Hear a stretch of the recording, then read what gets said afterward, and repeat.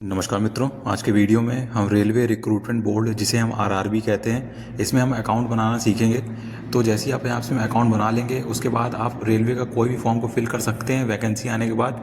तो चलिए वीडियो को शुरू करते हैं। तो पहले आपको सर्च टैब में सर्च करना है रेलवे रिक्रूटमेंट बोर्ड। तो आप इस वाले पेज पे आ जाएंगे तो सबसे ऊपर आपको लाल बॉक्स के अंदर लिंक दिखाई दे रहा होगा रेलवे रिक्रूटमेंट बोर्ड। सबसे पहले आप यहाँ पे लिंक भी एक बार यहाँ पे चेक कर लेंगे। ऊपर दिखाई दे रहा होगा लिखा हुआ rrbapply.gov.in। चलिए हम सीधे इसमें लिंक पे क्लिक करते हैं। फिर आप यहाँ पे अगले पेज पे आ जाएंगे तो आपके सामने पॉप विंडो खुल के आएगी। तो आपको ऊपर की ओर दाएं साइड में क्रॉस वाला साइन दिखाई देगा लाल सर्कल के अंदर, तो आपको उसमें क्लिक कर देना है। और फिर आप अगले पेज पे आ जाएंगे तो आपको ऊपर की ओर दाएं साइड में लाल सर्कल के अंदर दिखाई देगा क्रिएट अकाउंट का विकल्प, तो आपको सीधे उस पर क्लिक करना है। और फिर आप अगले पेज पे आ जाएंगे तो आपको यहाँ फॉर्म भरना है। सबसे ऊपर आपको अपनी नागरिकता चुननी है। नेशनलिटी यहाँ दिखाई दे रहा है तो आप उसमें क्लिक करेंगे, अपनी नागरिकता चुनेंगे यहाँ पे। फिर उसके बाद आपको यहाँ पे अपना नाम अंकित करना है, पूरा नाम अंकित करेंगे। उसके बाद आपको दाएं साइड में अपना दोबारा से नाम यहाँ पे अंकित करना है। एक बार ध्यान रखें, आपकी जो 10th की मार्कशीट में जो आपका नाम है वही नाम यहाँ पे आपको सही तरीके से अंकित करना है। उसके बाद आपसे पूछ रहा है कि आपने नाम पहले यहाँ पे चेंज किया था, तो हमने यहाँ पे नहीं चेंज किया था तो हम इसको यहाँ पे नो कर देंगे। इसके बाद आपके यहाँ पे डेट ऑफ बर्थ पूछ रहा है तो आप डेट ऑफ बर्थ अंकित करेंगे। फिर दाएं साइड में फिर से उसको दोबारा से अंकित करेंगे। बाद आपको अपना यहाँ पे लिंग अंकित करना है, मेल है फीमेल है जो भी है यहाँ पे अंकित कर देंगे। उसको दाएं साइड में फिर से यहाँ पे अंकित करेंगे। उसके बाद आपको यहाँ पे नीचे अपने पिता का नाम अंकित करना है। दाएं साइड फिर से यहाँ पे दोबारा से पिता का नाम अंकित करेंगे।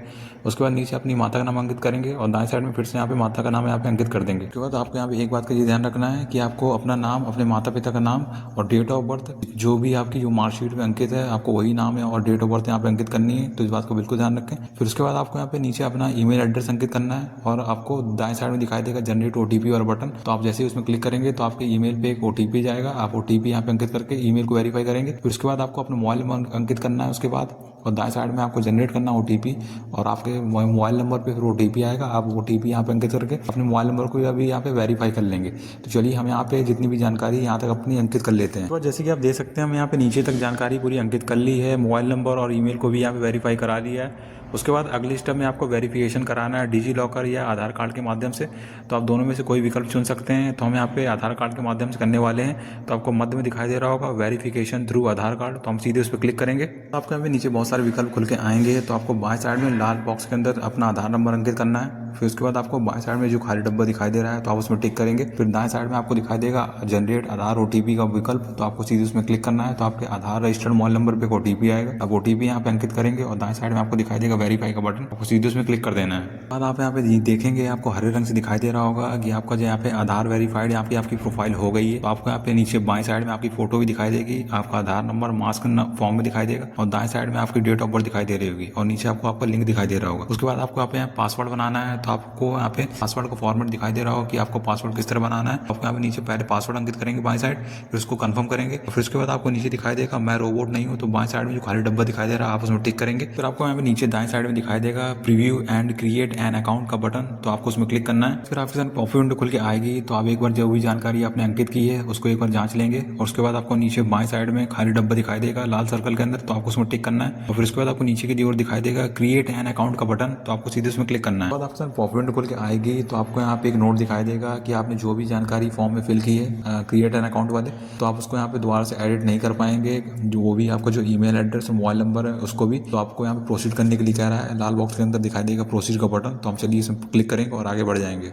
पॉप विंडो खुल के आएगी। तो आपको ऊपर एक मैसेज भी दिखाई दे रहा होगा कि आपका जो अकाउंट सफलतापूर्वक यहाँ पे क्रिएट हो गया है। तो आपको जो पॉप विंडो के ऊपर दाएं साइड में क्रॉस वाला साइन दिखाई दे रहा होगा लाल सर्कल के अंदर, तो आप सीधे उसमें क्लिक कर देंगे। फिर आप यहाँ अगले पेज पे आ जाएंगे। तो आपको यहाँ पे लॉगिन वाले बटन में क्लिक करेंगे तो आपको कुछ इस तरह का पेज यहाँ पे खुल के आएगा। तो आप यहाँ पे दो तरीके से लॉगिन कर सकते हैं अपने अकाउंट में। पहला तो आप यहाँ पे आधार के माध्यम से और दूसरा आपने जो भी आरआरबी अकाउंट बनाया है उसके क्रेडेंशियल्स के माध्यम से।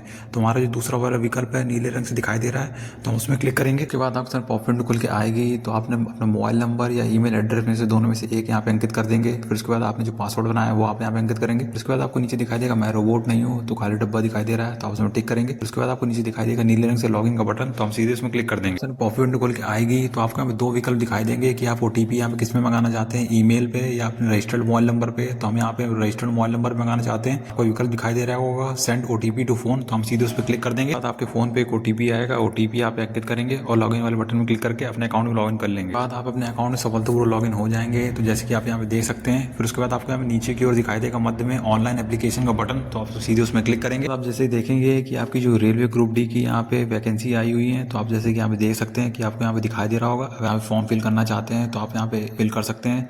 जैसे कि आपको यहाँ पे दिखाई दे रहा होगा, तो आपको समझ में आ गया होगा कि रेलवे रिक्रूटमेंट बोर्ड के माध्यम से आप इसमें जैसे अकाउंट बनाएंगे तो आपको यहाँ पे रेलवे की जितनी भी भर्तियां होंगी वो आपको इसी तरह यहाँ पे दिखाई देंगी और आप यहाँ पे ऑनलाइन तरीके से अप्लाई कर सकते हैं। मैं यहाँ पे आशा करता हूँ आपको समझ में आ गया होगा।